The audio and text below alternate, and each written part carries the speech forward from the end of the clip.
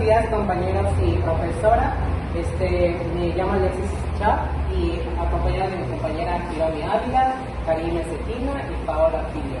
Hoy les vamos a presentar la actividad número 2, que se basa del tema antecedentes del derecho económico de México desde el año de 1810. Lo que hicimos fue plasmarlo en una línea de tiempo. En esta línea de tiempo pudimos plasmar 3 etapas que forman la evolución de la economía. La primera es la del liberal evolucionista formal, que fue del año de 1810 a 1910. La segunda etapa fue el sistema keynesiano, o también conocido como Estado Universal, que abarcó del año de 1977 al año de 1980. El último etapa fue la del sistema neoliberal, que fue del año de 1982 al 2016, podemos decir que fue el más reciente. En la primera etapa tenemos como precursor o como iniciador al presidente Guadalupe Victoria, que su sexenio fue del año de 1824 al 1829. Algo que caracterizó esta etapa fue la promulgación de la Constitución de 1824, que fue, podemos decir, el primer aporte económico, y como segundo, la Constitución de 1857, que no abarcó este sexenio, pero sí abarcó la primera etapa. En este se implementó el Estado laico y la separación de poderes. También como segundo aporte, o como algo más que caracterizó esta etapa, fue el comienzo de articularse un modelo de crecimiento económico hacia afuera. Y continúo con la participación de mi compañera Hiromi. Como segunda etapa tenemos al sistema keynesiano, que empieza con que se consolida el crecimiento hacia afuera. Tenemos al sexenio de Lázaro Cárdenas, que es cuando se expropia el petróleo, exactamente el 18 de marzo de 1938, y es cuando surge Pemex.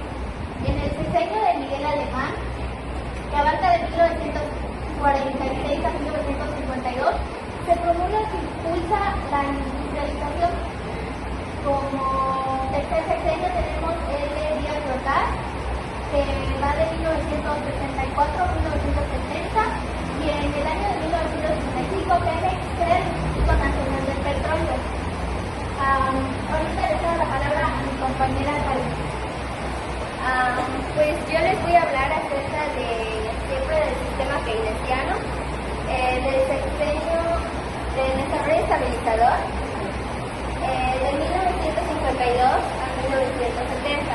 El desarrollo estabilizador tuvo un crecimiento del Producto Real, una estabilidad de precios y una estabilidad de la balanza de pagos.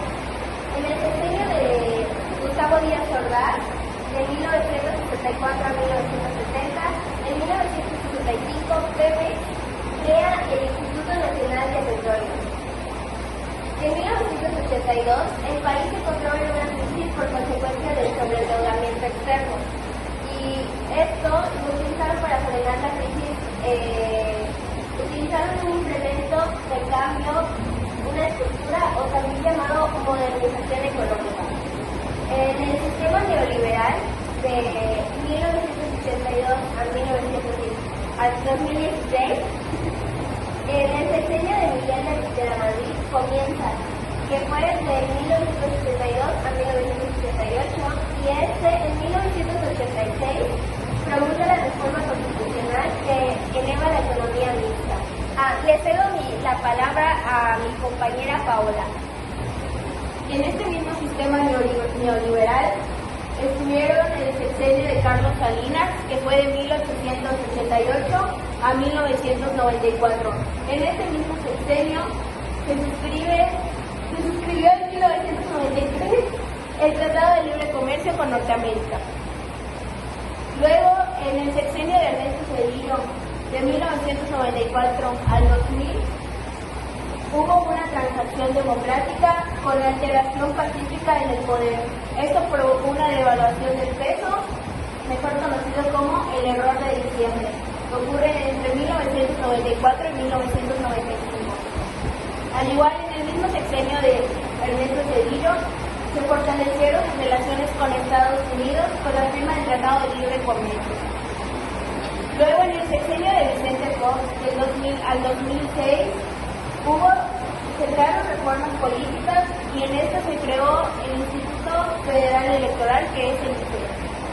la lucha contra la corrupción, la economía, su gobierno se enfocó en la atracción de la inversión con el extranjero. Luego en el sexenio de Felipe Calderón, del 2006 al 2012, hubo una guerra contra el narcotráfico, la reforma energética contra la Comisión Nacional de la Energía y la apertura de la inversión privada. Y por último tenemos el sexenio de Enrique Peña Nieto, que fue del 2012 al 2018. En este sexenio se crearon las reformas estructurales y se impulsaron las reformas energéticas, de energía, de educación, etc. Como aprendizaje para poder dar una conclusión con nuestro trabajo, hemos decidido hacer una recopilación de todos los puntos importantes en la realización de este trabajo. Consideramos que es de muy apoyo en el estudio de esta evolución, el poder entender cómo fechas funcionaron o quiénes fueron los que se involucraron en estas tres etapas.